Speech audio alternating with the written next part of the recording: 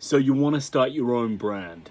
Good for you. It's probably the best thing I ever did in my life. The day I walked out of my 9 to 5 job, even though my wife was pregnant and we didn't have much money and we lived in an expensive place, it was the best choice I ever made for me and my family. And I frequently get asked how I did it.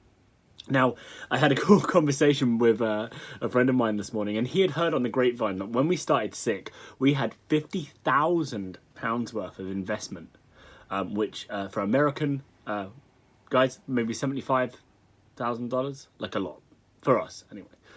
We actually had about £50, which is about $70 when we started. In fact, we used that money to buy our first run of t-shirts that we used, and we have used, like other brands, like Brooklyn and Spooky, to fund our research and development. So there was no mummy or daddy to come and give us our business. I'll get that out of the way first, because a lot of people are daunted when starting their own business because they feel like other people have this kind of magical thing. And don't get me wrong, there are people who start at the top, you know, with connections and money and all of that. But don't worry, because customers love authenticity. And that's the first thing. If the brand is about you and about what you do, everything else becomes easy. You don't have to pretend to be someone else. You can just be you. That's probably the first part of it, and that's almost like deciding how the brand is. Now, I don't want you to get caught up in any of the other internet BS, right? People will give you some terrible advice, buying Instagram followers, paying for likes and clicks and stuff like that. But we see through that. Everyone sees through that. When you have thousands of followers on Instagram, like no one likes your pages, and all of your Instagram followers are from, you know, everywhere but here. You know, like we know, and people, even if they don't know, they kind of know, like deep down. Authenticity is easy as long as you're authentic. So the most important thing is, let's say that you're starting off your brand and you want to make clothing. The first thing is the first mistake I made is I'm a purchaser of clothing. You know, like I like clothing, but I didn't know about it. And as soon as I got, you know, into the industry myself, I realized that I really didn't know much about anything at all. So the first thing is to research your garment. You'll start off, mostly if you're doing a clothing company, with a blank garment that will be relabeled and reprinted. So you won't be making your own garment straight away because it's really expensive. It's really, really hard and expensive to do. And the industry standard is to reprint and relabel garments. That is totally acceptable and totally nice. Now, what about your artwork? This will be the core of your brand, the absolute core of your brand. So where do you get it from? What do you do? If you are not an artist, don't try to be one. Seriously. If you are not already a paid artist and you are starting a clothing brand and you want to be an artist, become a paid artist first. And that means that people are willing to pay you to do their design work for their companies. Get good on someone else's time. That's the best bit of advice I could give you, you know, is if you're set on doing your own artwork, make sure that you can really do it. And I don't mean like your mum says you're pretty good at art and your girlfriend or boyfriend says you're good at art. I mean that you actually are enough.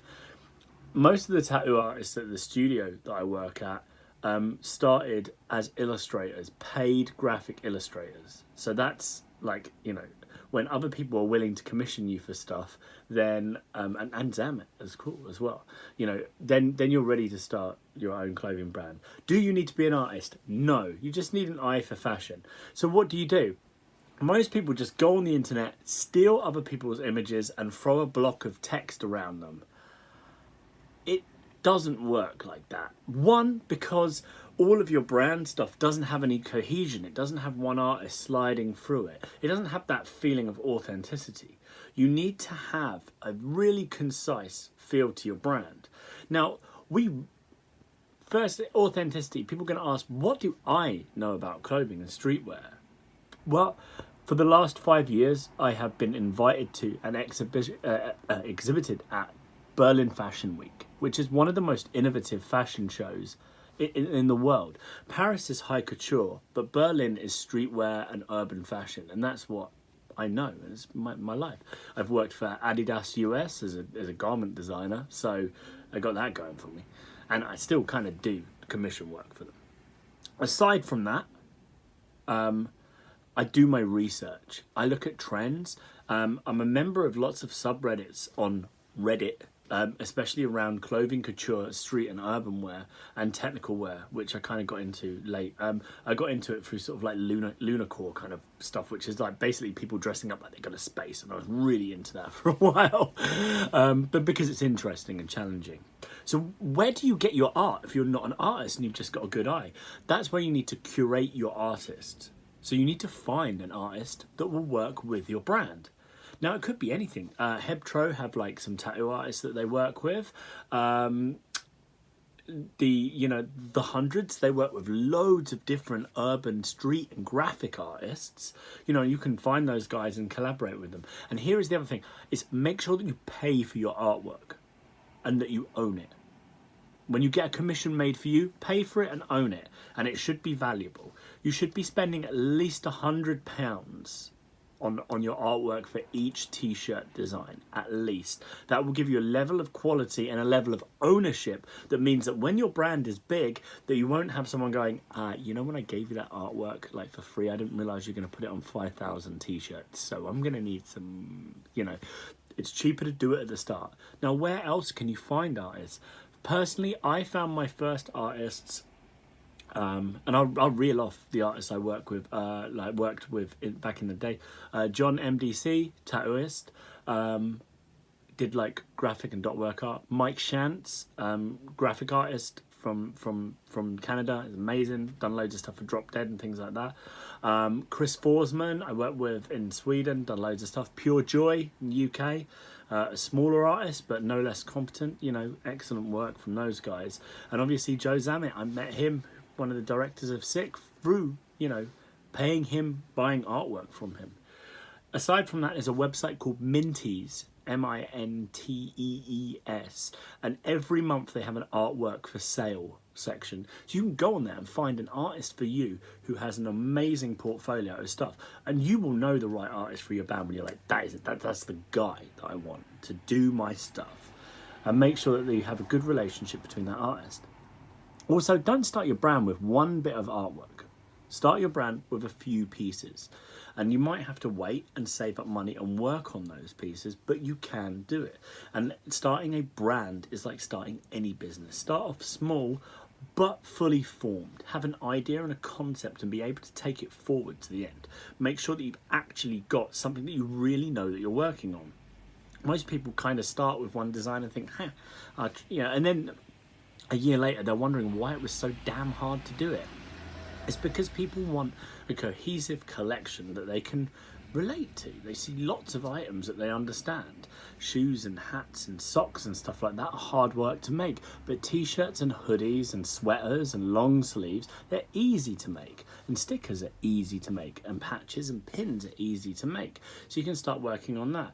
But it really goes back to doing your research, staying true to who you are, being the brand yourself, or having a strong identity of who that brand is, and staying in your name, not ripping or biting on other people, because people will see it and it's kind of cheap and it doesn't really work. If it did, more people will be successful from it, but you'll find that you won't be. Also, ask other brands in the bike industry, in the streetwear industry. If there wasn't people out there that helped me from much bigger brands, I would have really struggled with it. And you'll be surprised what people will help you with if you're just honest and ask them face to face. Or even email and say, hey, I'm starting a brand, I'm really lost, I don't understand these things. Can you answer these 3 bullet-pointed questions for me? Thank you, and they will. You'll be surprised. In fact, when I was going to Berlin Fashion Week, it was like loads of people from much, much bigger brands I'd talked to in the past were happy to see me and looking out and seeing how we were doing and offering us good advice. So I would love to do my bit for anyone starting out. If you ever need something, ask us a question in here, drop us a mail and we'll sort it out. Thanks for listening and have a great one, guys. Have a great weekend. It's horrible weather. Maybe start your brand this weekend. See you later.